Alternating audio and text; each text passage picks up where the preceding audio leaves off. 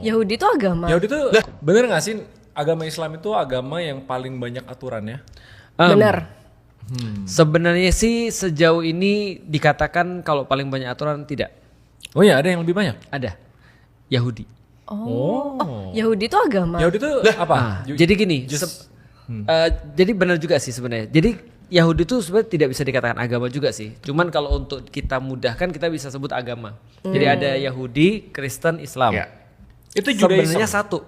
Judaism.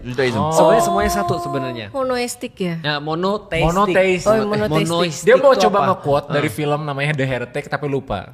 Monoteism. Monoteistik. Iya. Mono Paling itu originalnya kan Judaisme itu. bukan. Jadi sebenarnya gini.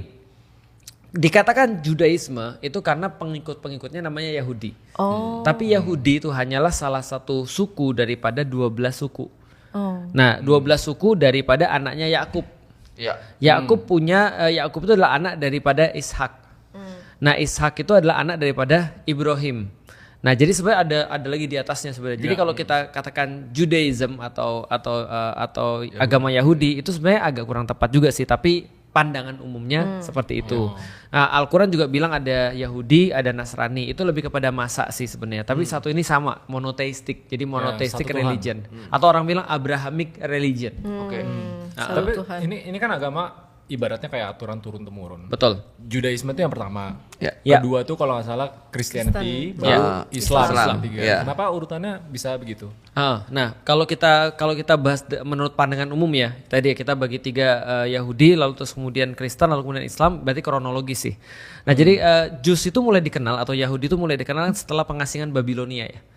Ketika pengasingan Babilonia sekitar tahun minus 586 atau something, kalau aku salah nanti diingetin aja.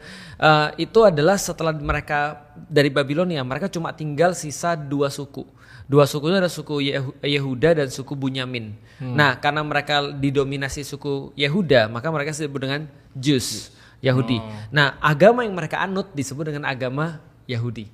Nah, itu yang pertama. Itu kan berarti kan sekitar minus 500-an ya. Fast forward ke tahun 1, itu berarti Yesus lahir. Ya. Lalu kemudian Yesus menurut keyakinan agama Kristen disalib ketika tahun 33. Walaupun orang muslim berbeda dengan itu. Nah, setelah itu terus kemudian didakwahkanlah Jews atau Judaism versi Yesus. Mereka sebut dulunya adalah sekte Yahudi Mesianik. Oke.